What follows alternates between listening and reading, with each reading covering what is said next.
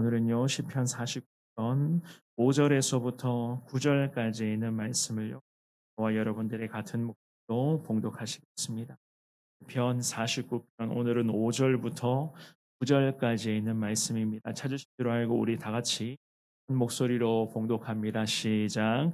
죄악이 나를 따라다니며 나를 애워싸는 환난의 날을 내가 어찌 두려워하랴.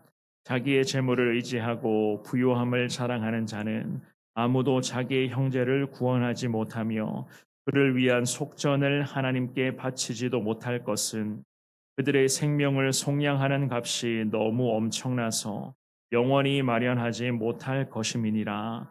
그가 영원히 살아서 죽음을 보지 않을 것인가. 아멘. 세상은 우리에게 자꾸만 헛된 소망들을 품게 합니다. 여러 가지의 참 눈에 보이는 화려한 것들과 정말로 여러 가지의 그런 많은 것들로 우리들을 유혹하고 있으며 또한 믿음의 백성들에게 항상 하는 이야기가 이렇게 살아가야 되는 것이 성공이다. 그래야지만 이 세상에서 성공된 인생으로 살아갈 수 있다라고 하는 것을 자꾸만 이야기합니다. 게다가 세상에서 가르쳐 주는 대로 세상 사람들이 옳다고 하는 것을 따라가야지만이 이 땅에서 요즘에는 노후가 편하다라는 그런 이야기들도 종종 하는 것을 듣고 있습니다. 눈에 보이는 것, 귀에 계속해서 들려오는 것, 그리고 우리의 몸으로 느껴지는 것만이 전부라고 여겨지는 이 세상 속에서 우리는 오늘도 이 주신 월요일 하루 종일 내내 믿음으로 하나님만을 바라보며 십자가를 단단히 부여잡고 살아가야 되는 하나님의 사람들입니다. 그래서 우리에게는 오늘도 하나님의 은혜가 필요한 것이고 하나님의 그런 도움의 손길이 우리 가운데 계속해서 나타나야만 하는 것 아니겠습니까? 오늘 본문의 말씀에서 이 시편의 기자가요. 이미 1절 말씀부터 즉 앞구절에서부터 하나님의 말씀 즉 말씀만을 통해서 믿을 수 있는 얻을 수 있는 누릴 수 있는 그 하나님의 지혜를 언급을 했었습니다. 그리고 오늘 본문에서는요. 지혜의 그 교훈들을 통해서 저와 여러분들의 삶의 현장 가운데 구체적인 근거들을 즉 어떻게 우리가 나아가야 할 것인가라고 하는 부분들을 이 시편의 기자가 아주 다양한 표현으로 제시하고 있는 것을 볼 수가 있습니다. 더욱이 세상에서 말하고 있는 성공 즉 세상에서 인정하는 그런 재물 같은 것들로는 결코 하나님의 놀라운 구원의 은혜를 경험할 수 없다. 그 구원의 은혜를 믿을 수도 없고 얻을 수도 없을 것이다라고 그렇게 말씀하고 있습니다. 오늘 나누게 될 이 귀한 말씀을 통해서 혹여라도 우리 가운데 헛된 소망을 조금이라도 품은 적이 있다면 정말로 내 안에 헛된 소망이 들어와서 그 헛된 소망을 자꾸만 쫓아갔었던 그러한 내 삶의 모습들이 있다면 그러한 것들을 주님 앞에 내려놓으시면서 오직 주님 한 분만을 따르겠습니다. 오늘도 십자가 단단히 부여잡는 복된 하루가 되기를 원합니다. 이 고백으로 주님 앞에 나아갈 수 있는 저와 여러분들이 되시기를 주님의 이름으로 축원합니다. 첫 번째로 우리가 나눌 수가 있는 것은요. 하나님과 관련 없는 세상의 것들은 아무 소용 없다는 것을 알 수가 있습니다. 5절 말씀인데요. 우리 같이 5절을 한 번 더 읽어보겠습니다. 시작. 죄악이 나를 따라다니며 나를 애워싸는 환난의 날을 내가 어찌 두려워하랴. 아멘. 죄악이 나를 따라다니며 나를 애워싸는 환난의 날이라고 그렇게 표현을 하죠. 그죠? 이 구절을 해석하면 나의 발꿈치의 악이 나를 애워싸게 될 때에 라는 그런 뜻으로 이 구절을 해석을 할 수가 있습니다. 무슨 의미인가 하면 나를 숨어서 기다리고 있는 그런 자의 도하라고도 민첩한 책략에 노출이 되어서 언제 갑작스럽게 공격을 받게 될지 알 수 없는 시기라는 뜻으로 이 구절을 그렇게 해석을 합니다. 즉 악한 것들이 우리를 공격한다는 그러한 이야기. 오늘도 우리가 믿음으로 살아가기를 원하고는 있으나 언제 어느 순간에 악한 영들의 공격이 우리 가운데 임하게 될지는 우리는 예측할 수 없는 것입니다. 그런데 그 악한 영들의 공격은 오늘도 분명히 우리 가운데 언젠가는 나타나게 될 거예요. 그 악한 세력들의 공격들이 하나님의 백성들에게 언제 임하게 될지는 모르지만 분명한 것은 계속 그러한 공격들은 우리 가운데 임하게 된다.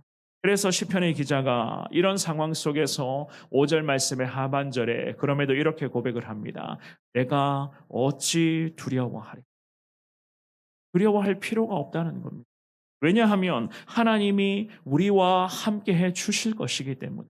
지금까지도 하나님이 우리를 지켜주시고 보호하여 주셨고 오늘도 하나님께서 하나님의 뜻대로 우리의 삶을 주관하여 주실 것이고 앞으로도 마찬가지 우리의 미래를 하나님께서 책임져 주셔서 저와 여러분 모두가 다 저 천국문에 안전하게 당도하는 그 순간까지 하나님께서는 지켜주시고 인도하여 주실 것이었기 때문에 이 시편의 기자가 아무리 악한 공격들이 우리를 괴롭힌다 할지라도 내가 어찌 두려워하랴 이렇게 기도하고 있었던 것이었습니다. 6절과 7절도 마찬가지입니다. 이 시편의 기자가 하나님과 관련 없는 것들이 그런 것들을 쭉 언급을 하면서 아무 소용없다는 것을 계속 밝히고 있습니다. 6절 말씀에서는 자기의 재물을 의지하는 것은 하나님을 대신하여 자기의 그런 부를 의존하며 살아가는 그 안타까운 그런 모습인 것을 분명하게 언급을 합니다.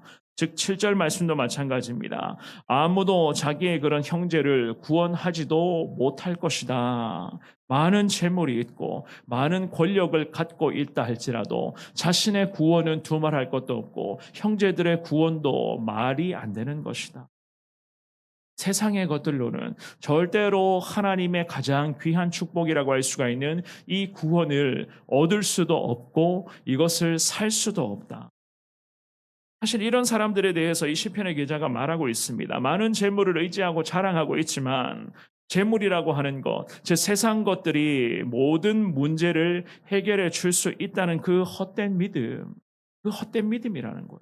그 헛된 것들을 날마다 버려야 되는데 그것을 버리지 못하고 그것을 계속 부여잡고 있는 상태로 내가 아무리 예수님을 믿겠다, 내가 하나님 말을 의지하겠다고 한들 아무 소용없다는 겁니다.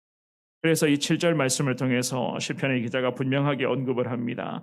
아무도 자기의 형제를 구원하지 못할 것이다.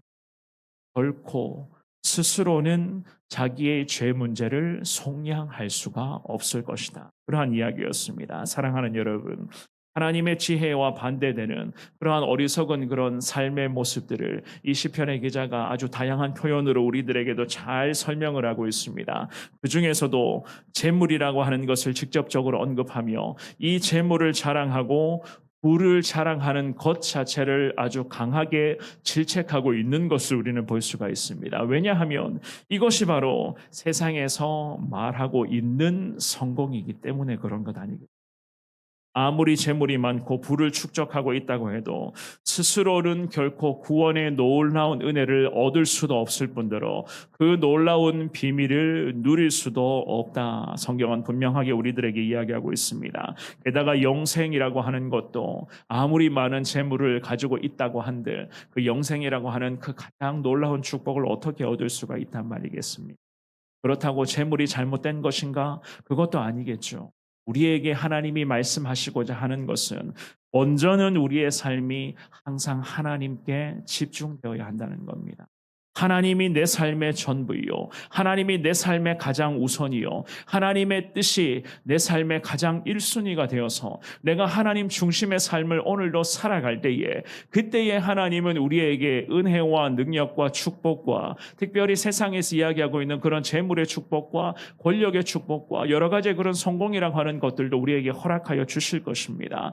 먼저는 우리의 삶이 하나님 앞에 집중될 때 항상 하나님만을 사모하며 나아갈 때에 우리 하나님께서 우리의 삶 가운데 더 귀한 은혜들을 계속해서 부어주실 줄 믿습니다. 악한 영들의 공격이 우리 가운데 계속 임한다 할지라도 그럼에도 나는 하나님과 함께함을 믿습니다. 이 고백을 통해서 이 험한 세상 가운데 하나님의 영광을 늘 선포하시는 저와 여러분들이 되시기를 주의 이름으로 축원합니다. 두 번째로 하나님께서는 온전한 믿음의 사람을 기뻐하십니다.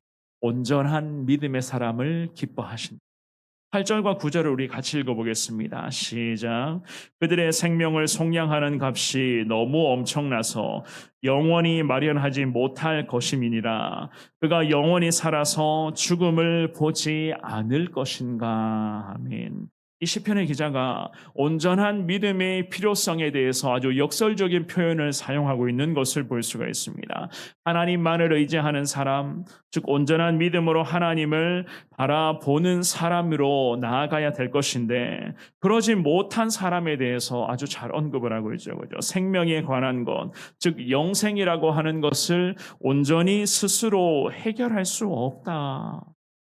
다시 한 번 더 이 영생의 비밀에 대해서 이 시편의 기자가 명확하게 우리에게 가르쳐 줍니다. 왜냐하면 영생이라고 하는 것, 그 구원의 놀라운 은혜는 오직 십자가의 은혜, 그 십자가를 믿는 믿음으로만 가능한 것인데 그 십자가의 은혜, 즉 속량의 은혜는 세상에서 말하는 값으로는 결코 살 수 없는 것이었기 때문이었습니다. 아무리 많은 재물을 소유한다 해도 천국 시민권은 절대로 그 재물로 살 수가 없는 것. 그래서 이 시편의 기자가 재물이라고 하는 것, 여기서 말하는 재물은 단순히 물질적인 부분뿐만 아니라 하나님과 관련 없는 그 모든 세상의 것들을 다 언급을 하는, 다 포괄하고 있는 그런 이야기였겠죠. 그런 세상에서 말하는 그런 재물들이 만능이 아니라는 것. 오히려 온전한 주님을 향한 그런 믿음으로만 가능한 것임을 이 시편의 기자가 우리에게 계속해서 가르쳐 주며 그것만을 따를 것을 우리에게 권면하고 있는 것이었습니다. 그렇다면 우리의 믿음이 온전한 믿음이 아닌가?